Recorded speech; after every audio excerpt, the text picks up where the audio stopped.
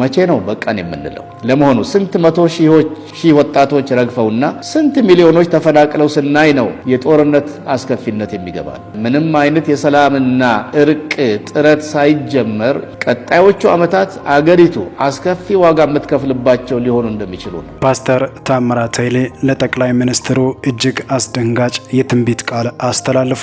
ዜጎች ማንነትና ዘር ተቆጥሮ ወደ ሌላ አይነት ምንጠራ በመገባቱ በአገሪቱ በአንዳንድ አካባቢዎች በወልም በግልም ለህልፈት የተዳረጉ ለዘመናት ተፈናቅለው ወደ ጫካም ሆነ ወደ ሌሎች አገራት የተሰደዱ ሚሊዮኖች ናቸው። አሁን ባለው የለውጥ ዘመንም በተለያዩ ቡድኖች ቀደም ካሉት ዓመታት የቀጠለ ጥቃት፣ ግድያና ማሳደድና ማፈናቀል ትልቋን ኢትዮጵያ በግማሽ የፈረሰች አስመስሏታል። ማንነትና ዘር ተቆጥሮ ወደ ሌላ አይነት የሰው ልጅ ምንጠራ በመግባቱ በአገሪቱ በአንዳንድ አካባቢዎች በወልም በግልም በህልፈት የተዳረጉ ለዘመናት ተፈናቅለው ወደ ጫካም ወደ ሌሎች አገራት የተሰደዱ ሚሊዮኖች ናቸው። አሁን ባለው የለውጥ ዘመንም በተለያዩ ቡድኖች ቀደም ካሉት ዓመታት የቀጠለ ጥቃት፣ ግድያ፣ ማሳደድና ማፈናቀል ትልቋን ኢትዮጵያ በግማሽ የፈረሰች አስመስለዋታል። በአገራችን በዜጎች ላይ የደረሰው ጉዳት በገዛ አገራቸው በነጻነት መኖር አለመቻል ብቻ ሳይሆን ሲሞቱ ለበድናቸው ማረፊያ ማጣትም ተስተውሏል። ይህ ሁሉ እግዚአብሔር የሚጸየፈው ተግባርና አገራዊ ንስሐ የሚያስፈልገው በደል ነው ሲሉ ነው ፓስተር ታምራት ኃይሌ ለጠቅላይ ሚኒስትሩ ይህንን እጅግ አስደንጋጭ ሆነ የትንቢት ቃል ያስተላለፉት። በአገራችን በዜጎች ላይ የደረሰው ጉዳት በገዛ አገራቸው በነጻነት መኖር አለመቻል ብቻ ሳይሆን ሲሞቱ ለበድናቸው ማረፊያ ማጣትም ተስተውሏል። ይህ ሁሉ እግዚአብሔር የሚጸየፈው ተግባርና አገራዊ ንስሐ የሚያስፈልገው በደል ነው። ውድ አገራችን ሕዝቦች ሆይ በየትኛውም የዓለም ክፍል ያሉ የሰው ልጆች ማንኛውም ሰብአዊ ፍጡር በዚች ለሁሉም ጊዜያዊ መኖሪያ እንድትሆን በተሰጠችው ምድር ላይ የዕለት ጉርሱን የዓመት ልብሱንና መጠለያ አግኝቶ ኖሮ የኮንትራት ዘመኑን መጨረስ ይፈልጋል። ከዚህ ባለፈ ደግሞ በሳይንስ እጅጉን የተራቀቀ በመሆኑ በአየር የሚበሩ በምድር የሚሽከረከሩና በውሃ የሚንሳፈፉ ማሽኖችን ሰርቶ ኖሮንና ጉዞን ቀላል ማድረግ የቻለበትም ዘመን ነው። ሰላምና ነጻነት ግን ከነዚህ ሁሉ ቀዳሚ የሆኑ የሰው ልጆች ሁሉ ተፈጥሯዊ መብቶች ናቸው።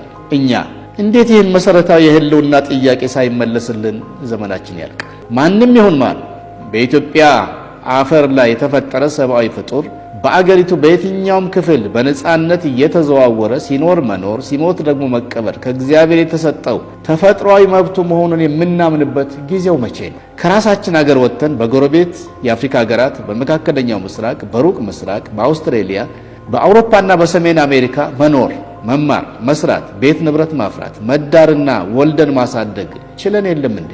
ከአዳማ ወደ ሲዳማ፣ ከመቀሌ ወደ ነጌሌ፣ ከጎንደር ወደ ደደር፣ ከአፋር ወደ ባህር ዳር፣ ከሁመራ ወደ ሰመራ፣ ከጋምቤላ ወደ አሰላ፣ ከሰላሌ ወደ ሞያሌ፣ ከያቤሎ ወደ ደምቢዶሎ፣ ከወሊሶ ወደ ሻኪሶ፣ ከከምባታ ወደ አሳይታ፣ ከፍኖተ ሰላም ወደ አገረ ሰላም ወዘተርፈ በኢትዮጵያዊነት መታወቂያ ብቻ ተዘዋውሮ የግልም ሆነ የመንግስት ስራ መስራት፣ መነገድ፣ ንብረት ማፍራት፣ መዳርና መዳር፣ መውለድና መብዛት ያልተቻለበት ምክንያቱ ምንድን ነው? ስለ ኢትዮጵያዊነት መናገር ሳንችል ስለ ፓን አፍሪካኒዝም እንዴት ነው የምንናገረው? ከጎረቤት ብሔረሰብ ጋር ቡና መጠጣት አቁመን ስለ ግሎባላይዜሽን ማሰብ እንዴት እንችላለን?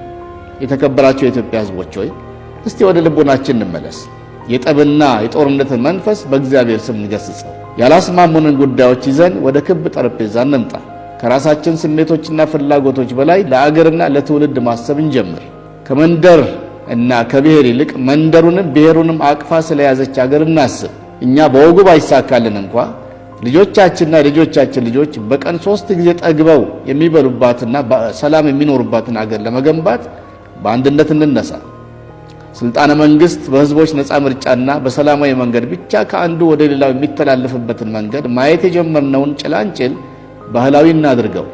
ያለፈን በደል በመካስና የህዝቦችን ቁስል በመፈወስ በመቀጠልም ለሁሉም እኩል የተመቸች ሀገር እንድትኖረን ለማድረግ ተብሎ የተጀመረው የሀገራዊ ምክክር ሂደት በቶሎ እና በተጨባጭ ተግባራዊ የሚሆንበትን መንገድ ኃላፊነቱን የተረከቡ ወገኖች፣ መንግስትና የሚመለከታቸው አካላት ሁሉ ሂደቱን በማፋጠን በቶሎ ወደ ፍጻሜ እንዲያደርሱልን እማጸናለሁ። ከሁሉ ግን አንገብጋቢው ጉዳይ ተኩስ የማቆም ተግባር ነውና በገዛ ወገናችሁ ላይ ሰይፍ ያነሳችሁ ሁላችሁም ሰይፋችሁን ወደ ሰገባው ፊታችሁን ደግሞ ወደ እርሻና ወደ ምርት እንድትመልሱ አሁንም በፈጣሪ አምላክ ስም እማጸናለሁ። የሰዎች ወይም የዜጎች ሞት አዝናኝ ድራማ ሊሆንልን እንዴት ቻለ? ሁሉንም ፍላጎታችንን በመሞትና በመግደል ማሳካት እንደምንችል የትኛው የዓለም ታሪክ አስተማረን? በአንድ ምክንያትና ሁኔታ የውስጥ ግጭትና የእርስ በርስ ሲቪል ዎር ወይም የእርስ በርስ ጦርነት ያካሄዱ ሀገራት በዓለማችን ብዙ ቢኖሩም አንድ ጊዜ አደረጉት። ከዚያም ተማሩበት፣ ራሳቸውን በራሳቸው ካሱት። ከዚያ በኋላ ታሪክ ሆኖ ቀረ። እኛ ከውስጥ ግጭትና ከጠመንጃ ሳንፋታ ግማሽ ምዕት ዓመት ሆነን እኮ። መቼ ነው በቃን የምንለው? ለመሆኑ ስንት መቶ ሺህ ወጣቶች ረግፈውና ስንት ሚሊዮኖች ተፈናቅለው ስናይ ነው የጦርነት አስከፊነት የሚገባል? ለመሆኑ በየበረሃው ከሚረግፉ ወጣቶች ውስጥ ስንት የህዋ ሳይንቲስቶች፣ ስንት የልብና የአንጎል ቀዶ ጥገና ሐኪሞች፣ ስንት የታላላቅ ሰማይ ጠቀስ ህንፃዎችና ረጃጅም ድልድዮች መሐንዲሶች፣ ስንት የግብርና ጠበብት፣ ስንት የዩኒቨርሲቲ መምህራን፣ ስንት የፖለቲካ መሐንዲሶችና የኢኮኖሚ ማርሽ ቀያሪዎች እንዳሉባቸው ቆም ብሎ የሚያሰላ አስተኳሽ እንዴት ጠፋ? ለመሆኑ ያነገብናቸው የፖለቲካ አጀንዳዎችና ጥያቄዎች የነኚህን እንቁ የአገር ዜጎችን ነፍስ ለመገበር በእውነት የሚበቁ ሆነው ነው? ለመሆኑ ስናካሄድ የቆየነውና እያካሄድን ያለነውን ጦርነት እንድናካሄድ የወከለን በትክክል የወከለን የኦሮሞ ገበሬ፣ የሶማሊያ አርብቶ አደር፣ የአማራ አርሶ አደር፣ የቤንሻንጉል ወይም የሲዳማ ገበሬ ወዘተርፈ በእውነት ኖሮ ነው? ሌላው ቀርቶ ሰሞኑን የትግራይ እናቶች የልጆቻቸውን ህልፈት መርዶ በሰሙ ጊዜ ያሰሙት ዋይታና ያፈሰሱት እንባ አይፈርድምን? ደግሞ የሚቀጥለው የመርዶ ንግርት ስርዓት በየትኛው አደባባይ ይሆን የሚከናወነው? የተከበራችሁ እና የተወደዳችሁ የሀገራችን ህዝቦች ሆይ ወደ ልቦናችን እንመለስ፣ ወደ ሰላም እንመለስ፣ ወደ ንጹህ ኢትዮጵያዊነት እንመለስ፣ ወደ ስራና ልማት እንመለስ። ዛሬ በገንዘብ ብድርም በትምህርት ዕድልም በልማትም በግንባታም አግዥን የምንላት ቻይና እኮ ከ60 ዓመታት በፊት ከዛሬዎቹ እኛ ማትሻልና ገበሬዎቿም እንደ ዛሬዎቹ እንደኛ በእጅና በበሬ የሚያርሱ ድሆች ነበሩ። ዛሬ በቴክኖሎጂ የመጠቀችውና በዓለም 11ኛ ታላቅ ኢኮኖሚ የገነባችው ትንሿ አገር ደቡብ ኮሪያ እንደኛ እንኳ በተፈጥሮ ሀብት ሳትታደል ዳሩ ግን የህዝቧን ታታሪነትና ከምዕራባውያን ያገኘቻቸውን ጥቂት ድጋፎች አስተባብራ ለሰላሟ ለአንድነቷና ለብልጽግናዋ ተግታ ስለሰራች ብቻ ነው ከብልጽግና ማማ ላይ ወጣ ቁልቁል የምታየን። ወገኖቼ ዛሬም አልመሸብንም። ወደ ሰላምና ወደ ስራ እንመለስ፣ እንነሳና እንስራ። የሰማይ አምላክ እግዚአብሔርም ያከናውንልናል። ትልቁ ስልጣን የቤተ ክርስቲያን ነው ብዬ አምናለሁ። የክርስቶስ ኢየሱስ ሙሽራ የሆነችው ቤተ ክርስቲያን ከነ እድፈቷና ከነ ፊት መጨማደዷ ገዢ ናት። የእግዚአብሔር መንግስት ሁሉን ይገዛል ስለሚል ገዢ ናት ብዬ አምናለሁ። ለቤተ ክርስቲያን መሪዎች፣ ለአባቶች እውቅና መስጠት፣ መታዘዝ ከእግዚአብሔር ዘንድ በረከት አለው ብዬ አምናለሁ። ደግሞም እውነት ነው። እንግዲህ የዛሬ 7 ዓመት በቶሮንቶ በ2018 በቶሮንቶ ትልቅ መንፈሳዊ ክሩሴድ እንደተደረገ ኮንፈረንስ እንደተደረገ እናስታውሳለን። የተዋረደለት ታላቅ ህዝብ ነውና ይህንን ህዝብ የሚገባውን ክብር መስጠት እንደገና ደግሞ የእግዚአብሔር ህዝብ ቅር ባለው ጉዳዮች ላይ ደግሞ ቁጭ ብሎ ለህዝቡ ማስረዳት አስፈላጊ ሆኖ ስለተገኘ ዛሬ ተገናኝተን ብዙ ነገር ተነጋግረን ዛሬ ደግሞ ወደ እናንተ መተናል። እግዚአብሔር አምላክ የተባረከ ይሁን። አንደኛ የአንድ ቀን ፕሮግራም ነበረ። በዛ ብዙ ዋጋ ከፍለው ነው የሚመጡት። የአውሮፕላን ቲኬት በድራይቭ አድርገው ከተለያየ ቦታ የመጡ ሰዎች አሉና በዛ ቀር ያላቸው ሰዎች አሉ። እነሱን በመጀመሪያ ይቅርታ ማለት ፈልጋለሁ። የሚሰራው እግዚአብሔር ቢሆንም በቂ ጊዜ ሰተን አላገለገልንም። ግርግሩም ብዙ ስለነበረ ያንን ነገር ማድረግ አልቻለም። ስለዚህ በዚህ አቅጣጫ ያዘናችሁ ወንድሞች እህቶች ካላችሁ እናንተን በመጀመሪያ ይቅርታ መጠየቅ ፈልጋለሁ። በመቀጠል ደግሞ በዚህ ከተማ የተደረገ የአንድ ለአንድ የጸሎት ፕሮግራም ነበረ። ሰዎች እንደሚገባው አልተገለገሉም። ሰጠናቸው እድልና ጊዜ በጣም አነስተኛ ነው። ስለዚህ ከልቤ ይቅርታ መጠየቅ እፈልጋለሁ። የራሴ ድምጽ ሳይሆን ከኔ ጋር የሚያገለግሉ ብዙ ፓስተሮችን አገልጋዮችን በመወከል ነው። ወደዚህ ወደ ከተማችን የሚመጡ አገልጋዮችን በደስታ ነው የምንቀበለው። ነገር ግን ከእግዚአብሔር ቃል ውጪ የሆነ ስርዓትን ያጣ የለቀቀ ነገርን ሰዎች ሲያደርጉ የእግዚአብሔር ቤት አደራ አለብንና ያንን ዝም ብለን አንመለከትም። ወደፊትም የምናደርገው ነው። ከዛሬ በፊትም አድርገናል። አንተ 4 ኪሎ ለመግባት ጦር ትሰልቃለህ፣ ገንዘብ ታዋጣለህ፣ ምን ትላለህ? ቀድሞ 4 ኪሎ ክርስቶስ ገብቷል። ያለምንም ጦር 4 ኪሎ ገባ። ጭራሽ እየተዘመረበት። የኛ ህዝብ የሚድነው በወንጌል ብቻ። ጉልበቱን ሞከር ነው። ጦርነት እድሜ ልካችንን ጦርነት ላይ ነን። ኢትዮጵያ ከጦርነት ያረፈችበት ዘመን የለም። በዚህ ፋኖ መጣ፣ በዚህ ኦነግ መጣ፣ ወይኔ ሊያጠፋን ነው፣ በዚህ ኤርትራ መጣች፣ በዚህ በኩል ህወሓት መጣች። በጉልበት 4 ኪሎ ገባለሁ እያለ ሁሉም ይሸቅላል። አትገባም። አብይን ላትወደው ትችላለህ። አብይ ሌባ አይደለም። እሱን እርግጠኛ ሆኜ እነግርሃለሁ። አብይ ክርስቶስን ያመልካል፣ በደንብ ይጸልያል። ተፈሳቸው የተጣሉ ሰዎች 4 ኪሎ እንግባ ይላሉ። ይሄን ነገር ቆርጣችሁ ለአብይ አድርሱልኝ። ለዶክተር አብይ እቺን መልእክት አድርሱ። በመጀመሪያ ደረጃ ማናችሁም ብትሆኑ በጣም የማይዋደዱ ሰዎች፣ አንድ ላይ በእናንተ ጉዳይ በጣም የሚጣሉ ሰዎች አንድ ላይ ሆነው እናንተን መናገር ከጀመሩ አሸናፊ እናንተ ናችሁ። እናንተ ናችሁ አሸናፊ።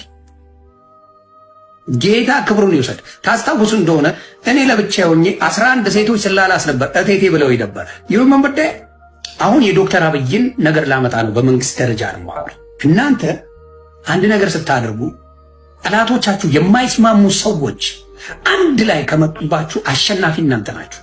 ዶክተር አብይ አለ እዚህ ጋር የማይስማሙ በዩቲዩብ ላይ ተለቋል። ገንዱ አዳርጋቸው፣ ጀዋር መሐመድ፣ እስቄል ጋቢሳ፣ አሉላ ሰለሞን፣ የተለያዩ የአማራዎቹ የአማራ ፖለቲከኞች ምናምን አንድ ላይ ሆነው የኦሮሞ፣ የትግራይ፣ የሁሉም የኤርትራ አንድ ላይ ሆነው የማይስማሙት አንድ ላይ ሆነው ማውራት ጀመሩ። ናው እዚህ ጋር ነው ወሳኝ። በፍጹም የማይስማሙ ግን መንግስት መሆን የሚፈልጉ በፍጹም የማይስማሙ በመንግስት ደረጃ ያሉ የመንግስት ተቃዋሚዎች አንድ ላይ መሆን ጀመሩ። ከምንም ጊዜ በላይ በዚህ ሰዓት አብይን ባትወደው አሸናፊ እንደሆነ ትመሰክራለህ። አሸናፊ ነው፣ ከነ ችግሩ አሸናፊ ነው። እነዚህ ሰዎች መጨረሻ ላይ እኮ ይባላሉ። ይሩመምባ በኢህአዴግ ዘመን ህወሓት የመንግስት ነገር የኢትዮጵያ ጉዳይ ስለሚመለከተኝ ነው የማወራው። ምክንያቱም በሀገር ጉዳይ ላይ ማንኛው በሀገር ጉዳይ፣ በትዳር ጉዳይ፣ በልጆች ጉዳይ የምደራደረው ነገር የለም። ሁልጊዜ የማደርገው። ስለዚህ ታስታውሳላችሁ፣ ኢህአዴግ የመጣ ጊዜ ኢህአዴግ ነበረ። እዛ ላይ ኦነግ ነበረበት።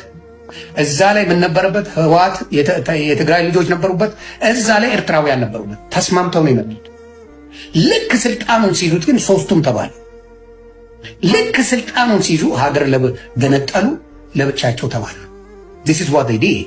አሁንም ዶክተር አብይን የኢትዮጵያን መንግስት ለማጥፋት ጠላት የተባሉት በሙሉ በአንድ ላይ ካበሩ ምን ሆነዋል ማለት ነው? ሀገር ሊበትኑ ነው የተዘጋጁ። ስለዚህ ዶክተር አብይ በርታ። በዚህ ሰዓት ከጎን ነኝ። ጠላቶች ሲተባበሩ ሳይ እነሱ እኔ ደግሞ ከሀገሬ ጎን ነኝ። በዚህ ሰዓት ከዶክተር አብይ ጎን ነኝ። ጠላቶች በአንድ ላይ ሲዶልቱ ሳይ ተዋደው አይደለም፣ ጥቅም ለጥቅም ነው። ተዋደው አይደለም፣ ሀገር ሊያፈርሱ ነው። ሀገር ሊያፈርሱ ስለሆነ ዶክተር አብይ በርታ፣ እግዚአብሔር ካንተ ጋር ይሁን። አንተ ያዝከው አምላክ ከነሱ በላይ። ስለዚህ በአሁን ሰዓት ኢትዮጵያዊ የሆነ በሙሉ ሌሎቹ ሲተባበሩ፣ ጠላቶች አንድ ላይ ሲሆኑ ለእውነት አይደለም፣ ተዋደው አይደለም፣ እያስመሰሉ ነው። አሪማምባ የህወሓት ፖለቲከኞች የአማራን ልጆች ከነሱ አትዋለዱ ተፋቱ ሲሉ እሰማለሁ። አድርገውታል፣ ተናግረናቸዋል። እኛ ከአማራ መውለድ ከአማራ ህዝብ መጠጋት አጠገብ መድረስ አንፈልግም። ፎጣ አልባሽ እያሉ ብዙ ነገር ሲሉ ነበረ። ዛሬ ወዳጅ መሰሉ። ኖ ኖ ኖ አትመን። ዶንት ዱ ዳት። ፖለቲካ ነው አይደለም፣ አይደለም። ፖለቲካ አይደለም፣ ፖለቲካ በፍጹም አይደለም። የህዝብ ጥላቻ ተሰብኳል፣ ተሰብኳል። ስለዚህ አሁን ዶክተር አብይ በርታ፣ በርታ፣ ከጎንን። በሀገር ጉዳይ ከመጣ እኔ ለሀገር ይዘምታል። በሀገር ጉዳይ ከመጣ በሀገር ጉዳይ ከማንም ዘምታል። ለምን? ሀገሬ ናት። ሀገሬን ለማንም ባንዳ አሳልፌ አልሰጥም። አይቀጡ ቅጣት የተቀጡ አመፅን እንደ ውሃ የጠጡ ሰዎች ፍጻሜያቸው አላማረም። ሐዋርያት በይሁዳ ላይ አይተዋል ማለት ነው። ስለዚህ እነ አብርሃም የፈሩኝ እነ ዳንኤል የፈሩኝ ሐዋርያትና ነቢያት በዙፋን የተቀመጡት የእግዚአብሔር ሙሉ ዕውቀት ሲኖራቸው ነው። ሙሉ ዕውቀት ምንድነው? ፍቅሩን ብቻ ሳይሆን ጭከናው ነው። ሰውን በሰውነቱ እንጂ በዘሩ ብቻ የምንጠላውና የምናማው ከሆነ አለቀልን። መንግስተ ሰማይ ልትገባ ትችላለህ፣ ክብርን ግን አታይም። ሰውን በዘሩ ፈርጀ የምታገለው አንዱን በመናቅ አንዱን የምትክር ለአንዱ ቲፎዞ ሆነ አንዱን የምታውድም ከሆነ አለቀ። የመጨረሻ ኃጢአት እንደሆነ እንዲያው ይመስለኛል። እና በዘረኝነት ተቅነ ስለ ውስጡ ትክትክት ስላለ አይኖቹ የተጋረዱ ነው የሚሆኑት። የእግዚአብሔር ክብርን አያይም። ስለ እግዚአብሔር ክብር፣ ስለ እግዚአብሔር ቅባት፣ ስለ እግዚአብሔር ሐሳብ ዘረኛ ሰው ሊያስተውል አይችልም። ዛሬ በክርስቶስ ፍቅር እንደ ኃይል የምናገረው ከዚህ ጣጣ እንድንጠበቅ እግዚአብሔር ይርዳል። ብንጸድቅም ባንጸድቅም እንኳን ክርስቲያን ሆነን እመቤቴ ብንጸድቅም ባንጸድቅም እንኳን ክርስቲያን ሆነን እመቤቴ። ይሄ ድምጽ የምትሞቱበት እንጂ የምትኖሩበት አይደለም፣ የምታፍሩበትም እንጂ የምትኮሩበት አይደለም። ይሄንን ቪዲዮ በደንብ ሼርና ኮፒ ሊንክ አድርጋችሁ ለብዙ ሰዎች አድርሱልኝ። ከሰሞኑ በዚህ ድምጽ ብዙ ሰዎች ሲሰሩ ሰምታችኋል። ማንም ግን ለምን ተባለ ብሎ የጠየቀ የለም። ምክንያቱም በውስጡ የሞትን ፍርድ የያዘ መልእክት ስለሆነ ማንም ግን ቆም ብሎ የጠየቀ የለም። እምነታችሁ ከሞት ወደ ህይወት፣ ከጨለማ ወደ ብርሃን፣ ከኃጢአት ወደ ጽድቅ ካልወሰዳችሁ ለምንድን ነው የሚጠቅማችሁ? በመሰረቱ የክርስትና ህይወት ከሞት ወደ ህይወት ከጨለማ ወደ ብርሃን ካላመጣችሁ እሱ ክርስትና አይደለም። ታዲያ እንደዚህ ከሆነ ይህንን ቃል ማን ነው በአንደበታችሁ ላይ ያስቀመጠው? በዲያቆኑም ሆነ በመምህሩ አፍ ላይ ማን ነው ያስቀመጠው? መናገረውን በደንብ ስሙ። ሰይጣናውን ብዙ ትውልድ እያመለጠው እንደሆነ ስለተረዳ አሁን ወደ ምን አመጣችሁ? ብትጸድቁም ባትጸድቁም እንኳን ኦርቶዶክስ ሆናችሁ ወደሚል ሐሳብ አምጥቷቸዋል። ይሄ ከራሳችሁ አንደበት የወጣ ቃል አይደለም። በራሳችሁ ሐሳብ በራሳችሁ ቀመር ሰርታችሁ ያወራችሁት ነገር አይደለም። ልትኮሩበትም የተናገራችሁት ቃል አይደለም። ነገር ግን ሰይጣን ቀድሞ እያመቻቻችሁ ነው። ወደ ሞት እየነዳችሁ ስለሆነ ይሄንን እውነት አውቃችሁ እንድትገቡ ነው የሚፈልገው። ለዛ ነው እኛ ሁል ጊዜ የምንለው በክርስቶስ ኢየሱስ ላሉት አሁን ኩነኔ የለባቸውም እንደሚለው መጽሐፍ የክርስትና ህይወት ከአሸናፊነትና ድልን ከማድረግ የሚጀምር እንጂ ከውድቀት የሚጀምር አይደለም። ጸድቀን የምንጀምረው እንጂ ለመጽደቅ የምንኖርበት አይደለም። ለዛ ነው ሰይጣን ነው በአፋችሁ ላይ ያስቀመጠው የምንለው። ሰይጣን ከዚህ በኋላ ነው የምትጸድቁት፣ ከዚህ በኋላ ባትጸድቁም ደግሞ ችግር የለውም የሚላችሁ ከሆነ ችግር አለ ማለት ነው። ይህ በራሱ ክርስትና ሳይሆን ሌላ እምነት ውስጥ ናችሁ ማለት ነው። ቆም ብላችሁ አስቡ። ይሄ ቃል ለምን ተባለ ብላችሁ መርምሩ። አንዳች ነገር ሲነገር ሁሉም ልክ አይደለም። አትጸድቁም እየተባላችሁ እንደሆነ ካሁን ወቁ። መጽሐፍ ሲናገር እንግዲህ በክርስቶስ ኢየሱስ ላሉት አሁን ኩነኔ የለባቸውም ይላል። እናንተ እውነት ክርስቲያኖች ከሆናችሁ በክርስቶስ እንዳላችሁ ካመናችሁ አሁን በጽድቅ ህይወት ውስጥ ናችሁ። በዛ ህይወት ውስጥ ብቻ መመላለስ ነው የሚጠበቅባችሁ። ይሄንን እየተናገራችሁ ያለው ሰይጣን ነው። ቆም ብላችሁ አስቡ፣ ገስጹ፣ አምልጡ፣ ሽሹ። መጽሐፍ ሲናገር በተወደደ ሰዓት ሰማው በማዳንም ቀን ረዳው ይላልና እነሆ የተወደደ ሰዓት አሁን ነው፣ እነሆ የመዳን ቀን አሁን ነው ይላል። የመዳን ቀን አሁን ነው።